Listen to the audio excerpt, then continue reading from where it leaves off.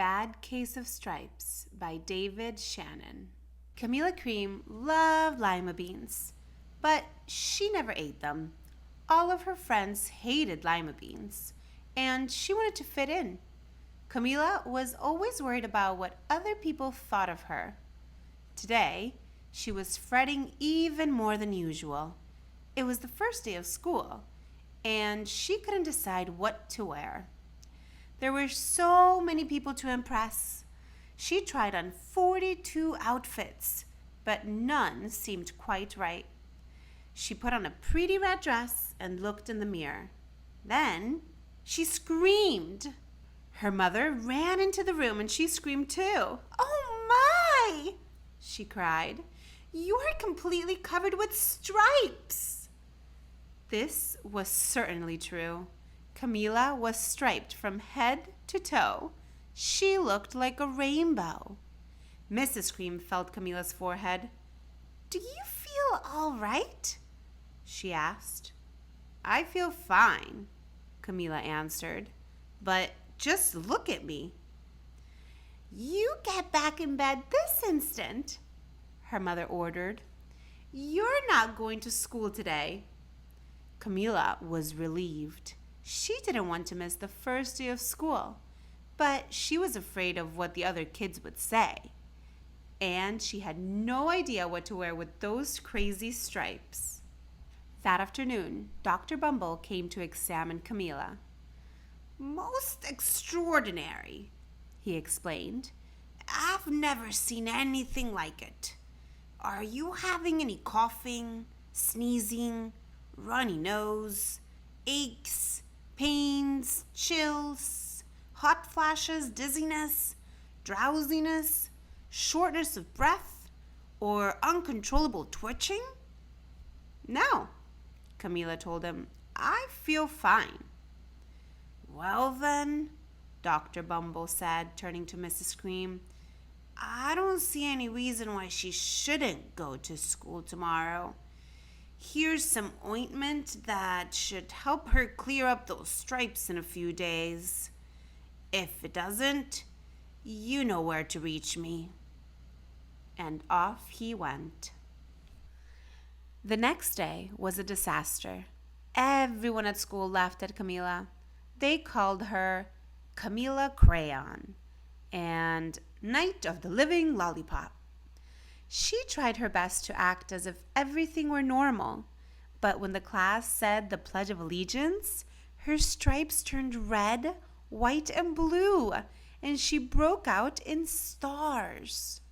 The other kids thought this was great. One yelled out, "Let's see some purple polka dots." Sure enough, Camilla turned all purple polka dotty. Someone else shouted, "Checkerboard!" and a pattern of squares covered her skin.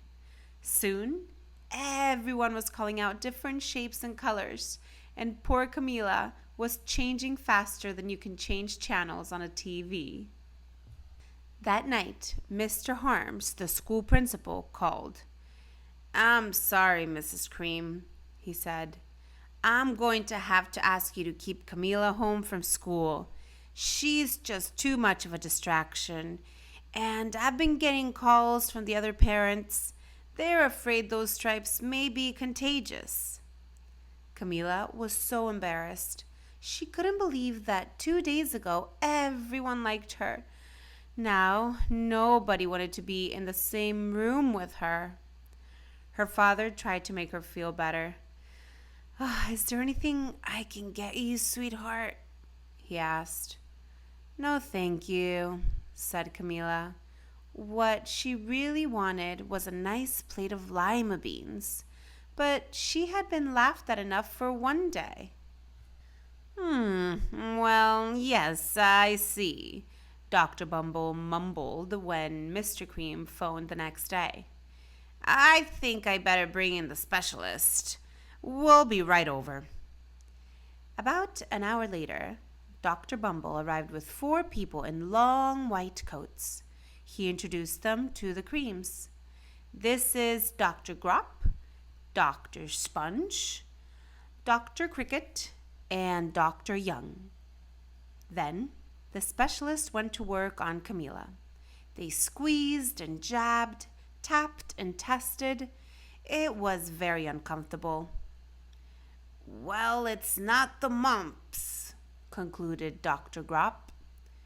"Or the measles," said Dr. Sponge. "Definitely not chickenpox," put in Dr. Cricket.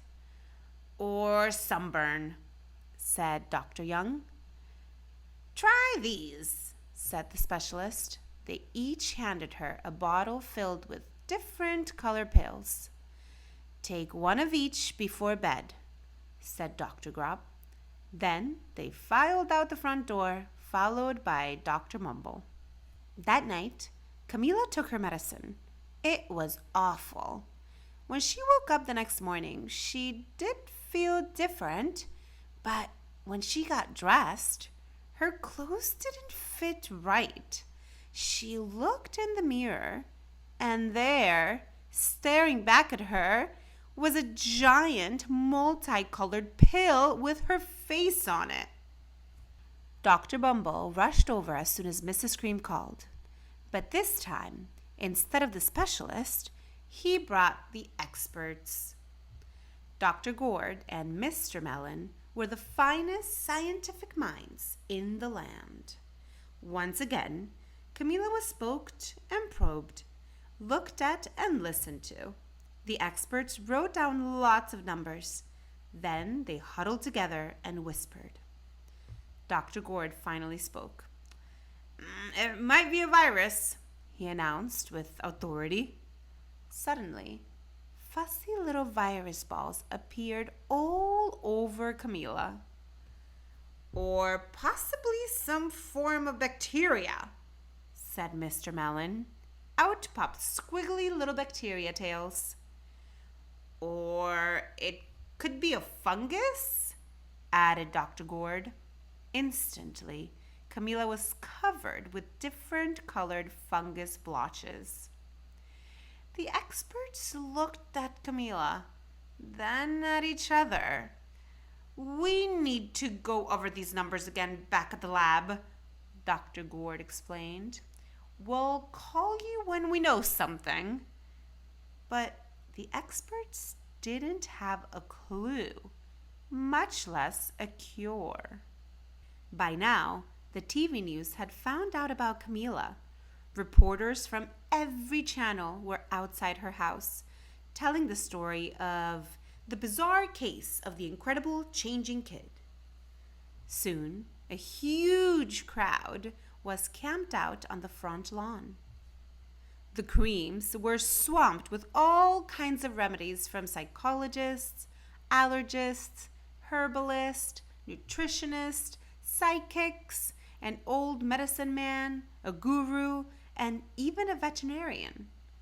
Each so-called cure only added to poor Camilla's strange appearance until it was hard to even recognize her. She sprouted roots and berries and crystals and feathers and a long furry tail. But nothing worked. One day, a woman who called herself an environmental therapist claimed she could cure Camilla. "Close your eyes," she said. "Breathe deeply and become one with your room." "I wish you hadn't said that," Camilla groaned. Slowly, she started to melt into the walls of her room. Her bed became her mouth. Her nose was the dresser, and 2 paintings were her eyes. The therapist screamed and ran from the house. "What are we going to do?" cried Mrs. Cream. "It just keeps getting worse and worse." She begins to sob. At that moment, Mr. Cream heard a quiet little knock at the front door. He opened it, and there stood an old woman who was just as plump and sweet as a strawberry. "Excuse me," she said brightly, "but I think I can help." She went into Camilla's room and looked around. "My goodness," she said with a shake of her head. What we have here is a bad case of stripes. One of the worst I've ever seen. She pulled a container of small green beans from her bag. Here, she said. These might do the trick. Are those magic beans? Asked Mrs. Cream. Oh my, no, replied the kind old woman. There's no such thing. They're just plain old lima beans. I'll bet you liked some, wouldn't you? She asked Camilla. Camilla wanted a big heaping plateful of lima beans more than just about anything, but she was still afraid to admit it. Yuck, she said. No one likes lima beans, especially me. Oh dear, the old woman said sadly. I guess I was wrong about you. She put the beans back in her bag and started towards the door. Camilla watched the old woman walk away. Those beans would taste so good, and being laughed at for eating them was nothing compared to what she'd been going through. She finally couldn't stand it. Wait, she cried. The truth is, I really love lima beans. I thought so, the old woman said with a smile. She took a handful of beans and popped them into Camilla's mouth. Mmm, said Camilla. Suddenly, the branches, feathers, and squiggly tails began to disappear. Then the whole room swirled around. When it stopped, there stood Camilla, and everything was back to normal. I'm cured, she shouted. Yes, said the old woman. I know the real you was in there somewhere. She patted Camilla on the head. Then she went outside and vanished into the crowd. Afterward, Camilla wasn't quite the same. Some of the kids at school said she was weird, but she didn't care a bit. She ate all the lima beans she wanted, and she never had even a touch of stripes again. Don't forget to subscribe for more story time with Ms. Veronica.